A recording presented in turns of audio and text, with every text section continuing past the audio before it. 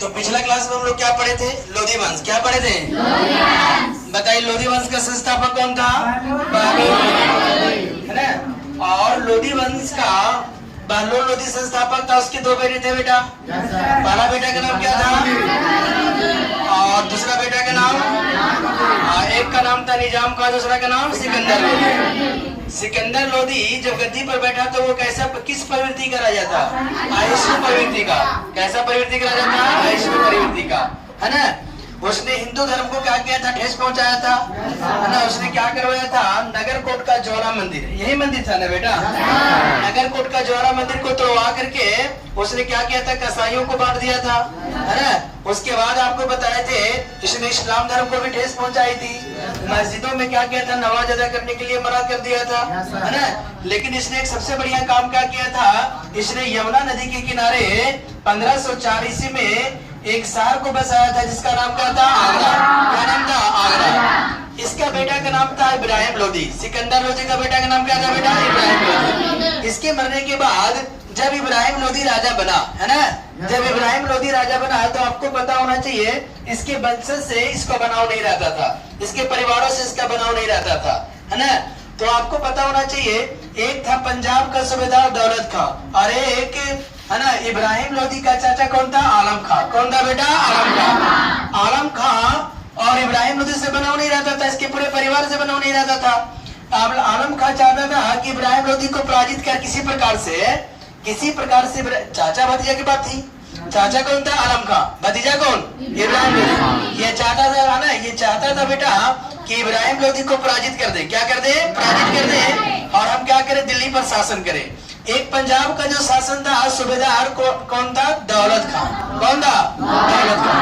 ये भी चाहता था कि किसी प्रकार से इब्राहिम लोधी हार जाए तो हम पंजाब पर क्या करेंगे? स्वतंत्र रूप से शासन करेंगे। इसीलिए ये दोनों मिलकर के इब्राहिम लोधी को हराना चाहते थे। तो दूसरी ओर से एक बाबर नाम का व्यक्ति क्या कर रहा था? इंडिया में प्रवेश कर चुका था, है ना। देखिए बाबर के बारे में तो जानते हैं। सबसे पहले मुगल साम्राज्य का संस्थापक जो था वो बाबर था। कौन था बेटा? बाबर। इसका पूरा नाम जहरुद्दीन मोहम्मद बाबर था। समझ गए? बाबर का जन्म 1483 ईस्वी में फरगना में हुआ था। कहाँ हुआ था? फरगना में हुआ था। इनके पिता का नाम उमर शेख और इनकी माता का नाम कुतलुक निगार था। दोनों के वंशज चेंज थे, है ना। इनके पिता जो थे वो चंगेज खां का वंशज था, जबकि इसकी माता तुगलक निगार जो थी वो मंगोल वंश का। कौन वंश बेटा? मंगोल। दोनों को वंशज ही चेंज थे। समझ गए?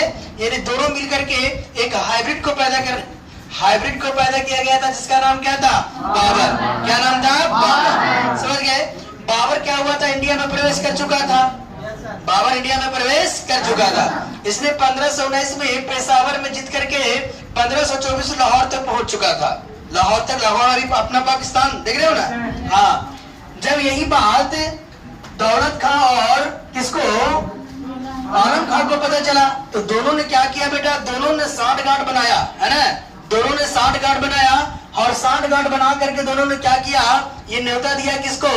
बाबर को। किसके न्योता दिया? बाबर को निमंत्रण दिया कि आप आइए और मेरे भतीजों को मारिए। आप आइए और मेरे भतीजे को मारिए। समझ गए बात को? तब जाकर के आपको पता होना चाहिए बाबर को ये सारा खुफिया दोनों बताने वाले थे। तब जाकर के बाबर ने क्या किया? दिल्ली पर अपना राज्य जमाने के लिए, मुगल वंश की स्थापना करने के लिए 1526 ईस्वी में, कितना ईस्वी में बेटा? 1526 ईस्वी में पानीपत एक मैदान है जो आपको हरियाणा में मिलेगा। कहाँ मिलेगा? पानीपत, सोनीपत सब वही है, हरियाणा अपना। तो हाँ, सोनीपत में पानीपत का प्रथम युद्ध 1526 ईस्वी में बाबर और इब्राहिम लोधी के बीच लड़ा गया। लेकिन बेटा जब बाबर आया था यहाँ पानीपत में का युद्ध लड़ने के लिए तो आपको पता होना चाहिए इब्राहिम लोधी बहुत बड़ा शासक था, है ना। उस समय इसके पास सैनिक की एक बड़ी टुकड़ी थी, है। जब इब्राहिम लोधी से युद्ध हो रहा था तो इसके पास उस समय आपको पता होना चाहिए 1,20,000 सैनिक थे। समझ गए? लेकिन बाबर जब आया था युद्ध लड़ने के लिए तो उसके पास मात्र 12,000 सैनिक था। कितना हजार? आप बताओ कहाँ 12,000, कहाँ 1,20,000? कैसी बात करते हो? कौन जीतेगा इसमें? 12,000 जीतेगा कि 1,20,000? अगर मुआयना किया तो 1,20,000, लेकिन जीता कौन? 12,000। अगर बात किया जाए 1,20,012 को मारना है यार तो कोई दिक्कत नहीं है, एवं को उठाओ कोना में आकर के मारना समय कब। अरे बात वही होगा भी, वही होगा भी। हुआ एक्चुअली क्या, ये 12,000 जो लाया था ना बेटा, एकदम एक्सपीरियंस व्यक्ति को लाया था, और 1,20,000 जो सैनिक थे इब्राहिम लोदी के, इसमें घोड़े गधे गवार सब थे, लगड़े लूले सब थे। मतलब समझ रहे हो, मतलब इसका पूरा का पूरा एक्सपीरियंस नहीं था। लेकिन जब बाबर आया तो सबसे बड़ी बात कि वो 2 तोपची लेके आया था। इंडिया में पहली बार तोप का उपयोग करने वाला यही बंदा था, समझ गए। अरे बात समझ में आ रहा। तो बाबर 2 तोपची लेके आया था, जिसका नाम था उस्ताद अली, एक का नाम था मुस्तफा अली। एक का नाम क्या था, उस्ताद अली, एक का नाम था मुस्तफा अली। दोनों को समझा दिया था कि देखो भाई, मेरा जीवन का आधार तुम दोनों पर है, इसलिए तुम लोग सही समय से रहना, और जब इशारा मैं करूं तो सही सही जगह देख करके और सही समय पर दागना, मिसाइलें बर्बाद मत करना है। तुम लोग ठीक रहोगे तो हम ठीक रहेंगे, नहीं तो हम ही अल्लाह के प्यारे हो जाएंगे। तो इस प्रकार से 1526 ईस्वी में जब बाबर इब्राहिम लोदी के बीच युद्ध हुआ तो बात वही हुआ, जब 1,20,000 टूटे 12,000 पर, तो एक को पकड़ करके कोने में ले आकर के 5-5 मार रहे हैं, बाबर को भी उठा के तोड़ रहे हैं सब। अरे बात समझ में आ रहा है। इब्राहिम लोदी बहुत खुश है कि ये युद्ध तो मैं जीत जाऊंगा। लेकिन जब बाबर देखा कि मैं हारने वाला हूँ, तब जाकर के दोनों को इशारा किया, उस्ताद अली और मुस्तफा अली, कि भाई तुम देख क्या रहे हो, मेरा नैया डूबने वाला है, हाँ बचाओ। तब जाकर के दोनों ने क्या किया, तोप का गोला जब छोड़ना शुरू किया तो ये भगदड़ मच गई, भगदड़। क्योंकि इंडिया में भी तक गोले मतलब तोप तो जानते नहीं थे।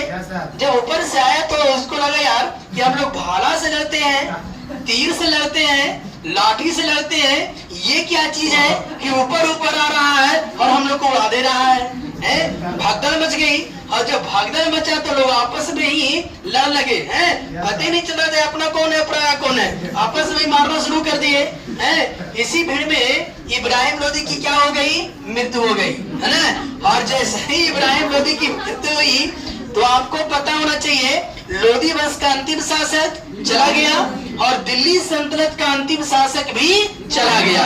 यहाँ से स्टार्ट हो गया मुगल काल। कौन काल हो गया बेटा, मुगल काल। समझ गए बात को। बाबर अपने जीवन काल में 4 युद्ध लड़ा। कितना युद्ध, 1526, 1527, 1528, 1529। देखिए 1526 में पानीपत का प्रथम युद्ध लड़ा। उसके बाद राज विस्तार करने के लिए 1527 ईस्वी में इसने खानवा का युद्ध लड़ा था, है ना। जो बाबर और राणा सांगा एक भी प्रतापी राजा था, है ना। लेकिन इसमें भी बाबर क्या हो गया था, जीत गया। इसमें भी बाबर जीत गया। 1528 ईस्वी में चंदेरी का युद्ध हुआ, जो बाबर और मेदिनी राय के बीच युद्ध हुआ था। इसमें भी बाबर क्या हो गया, जीत गया। 1529 में घाघरा का युद्ध हुआ था, इसमें भी बाबर क्या हो गया, जीत गया, है ना। बाबर किसके बीच, महमूद लोदी इसी का वंशज था, इब्राहिम लोदी का वंशज था। इनको लगा मेरे वंशज को हराने वाला यही है, ये भी आया था पंगा लेने के लिए, इसको भी बाबर हरा के भेज दिया करे। और 1530 ईस्वी में इसकी क्या हो गई थी, आगरा में बाबर की मृत्यु हो गई। इसलिए बस जीवन काल का ये इंपॉर्टेंट डेट है इसका। इसलिए याद कैसे रखोगे, याद करने का सिंपल तरीका है कि पानी पिया, खाना खाया, चांद देखा, घर गया, घर जाने के बाद मर गया। सिंपल है ना बेटा। पानी पिया मतलब पानीपत का युद्ध, खाना खाया मतलब खानवा का युद्ध, चांद देखा, अब खाना खाने के बाद आग है, चांद देखते ही तो है ना, चंदेरी का युद्ध, चांद देखने के बाद कहाँ गया, घर गया, घाघरा का युद्ध, घर जाने के बाद क्या हो गया, हाँ 1526, 1527, 1528, 1529, 1520। कोई दिक्कत। इस प्रकार से क्या हुआ, बाबर की मृत्यु हुई। लेकिन बाबर की मृत्यु के बाद इसके कितने बेटे थे और बाबर नामा किसने लिखा, ये आप कल का क्लास में जब हुमायूं आएगा, इसका बेटा बड़ा बेटा का नाम हुमायूं था, हुमायूं का क्लास कल चलेगा, इसलिए कल का वेटिंग करेंगे हम लोग, है ना। और इसके लिए आज का क्लास यही।